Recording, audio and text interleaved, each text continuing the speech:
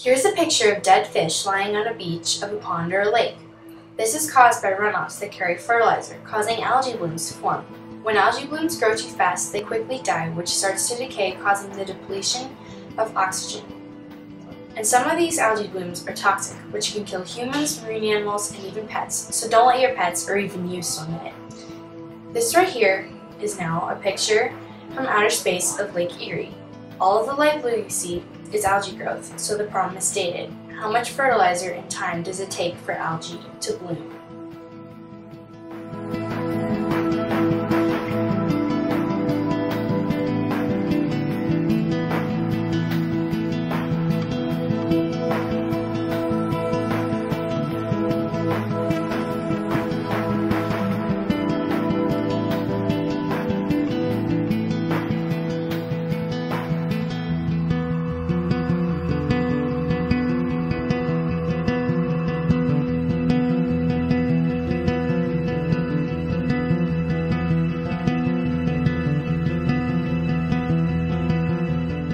These are all the materials that I need for my experiment. The distilled water, the graduated cylinders, 100 milliliters, plastic spoons, a big jug, and 6 styrofoam cups that each have a measurement on them. And also here's the pond water that we collected for the experiment, and I also have some fertilizer. So I collected a little bit more than 100 milliliters of water. So I need to make sure that I measure it up precisely, just so it doesn't mess up the experiment. This is my 1X cup. This is 400 milliliters of pond water. So now I'm just gonna pour this in here. I'm gonna measure out 200 milliliters of pond water and place it in each remaining cup besides the 1X cup that was filled with 400 milliliters of water.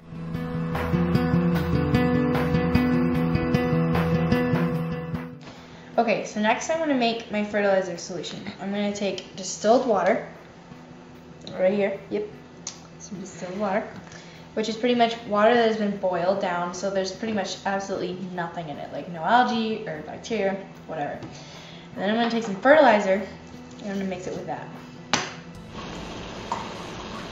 So clear. So now I'm going to take 1 tablespoon of this fertilizer. I'm going to put it in this, which is 4 liters of water.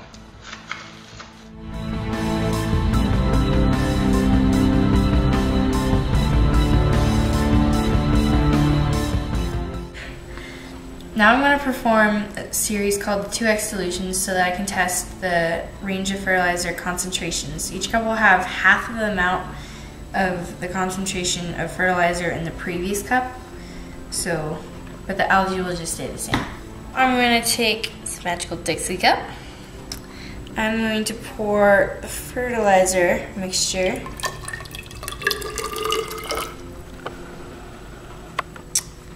40 milliliters. Now I'm going to take this 1X cup that I already put the fertilizer in.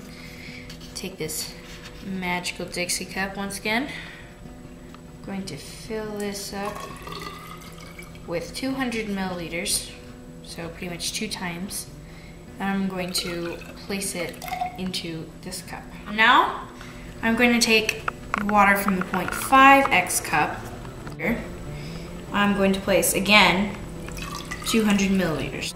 And that should just about do it.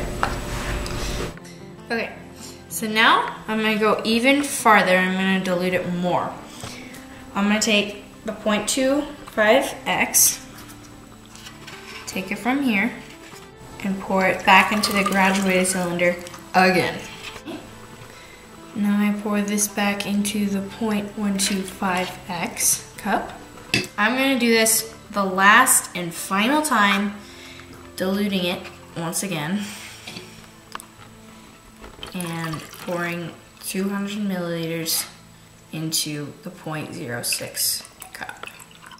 Alright, so now that this is done, we're going to really carefully, take this to the most sunniest part in my house.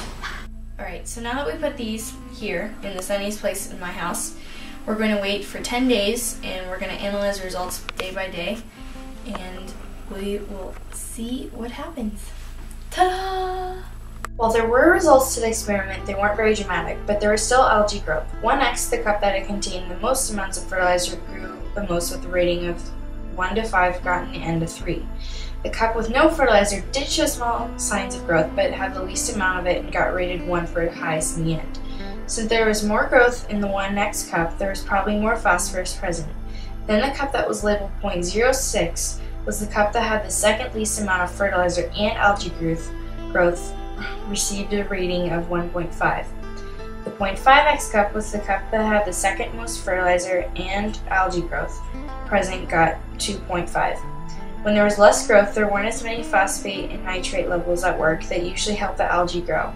The results did provide proof that the fertilizer did cause algae to grow. Even though the results weren't what I expected, it still proved that fertilizer caused algae to grow. While the algae did grow, if there could have been more time in sunlight, the fertilizer could have worked more effectively on the algae growth. Fertilizers should stop being used or be carefully applied in small amounts at a time so fertilizer does not cause algae blooms. Could too much algae growth start to become a hazardous problem in the future? Could it affect our water systems and ecosystems around the world? Hopefully it won't happen.